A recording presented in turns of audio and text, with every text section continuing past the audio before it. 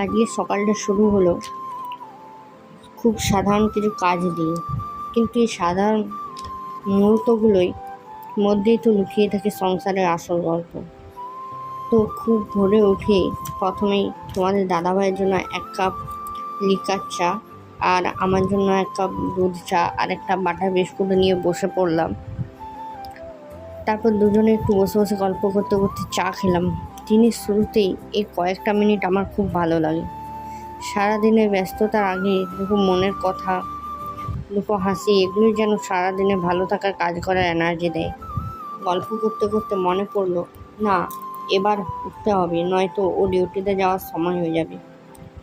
তাই তাড়াতাড়ি আলু ছাড়িয়ে ছোটো ছোটো করে কেটে ধুয়ে ইলেকট্রিক কেটলিতে সিদ্ধ হতে দিলাম।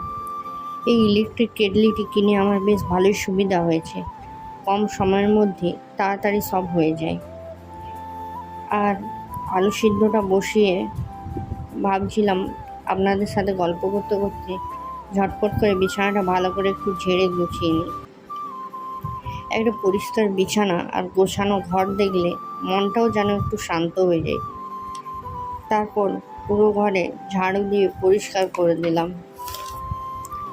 সংসারে কাজের কোনো শেষ নেই, তবুও এই কাজগুলির মধ্যেই তো আমাদের ভালো লাগা, ভালো থাকা, ভালোবাসা লুকিয়ে থাকে। কেউ হয়তো দেখে না, আবার কেউ হয়তো বুঝতে চায় না, কিন্তু প্রতিটা ছোট ছোট কাজই পরিবারের জন্যই করা একটা ভালোবাসার প্রকাশ। এরই মধ্যে তোমাদের দাদাভাইয়ের অফিস যাওয়ার সময় হয়ে গেল। ও একদম স্নান সেরে রেডি হয়ে বসে পড়েছে, তাই তাড়াতাড়ি করে ওকেও খেতে দিয়ে দিলাম।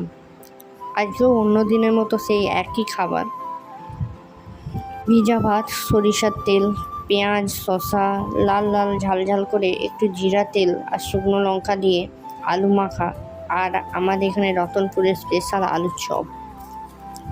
অনেকেই ভাবতে পারেন এরা এত সাধারণ খাবার আর একই খাবার রোজ রোজ কী করে খায়। বিশ্বাস করুন, একটু ভালোবাসা আর একটু শান্তি মিশে থাকলে সাধারণ খাবারও অনেক সুস্বাদু হয়ে ওঠে।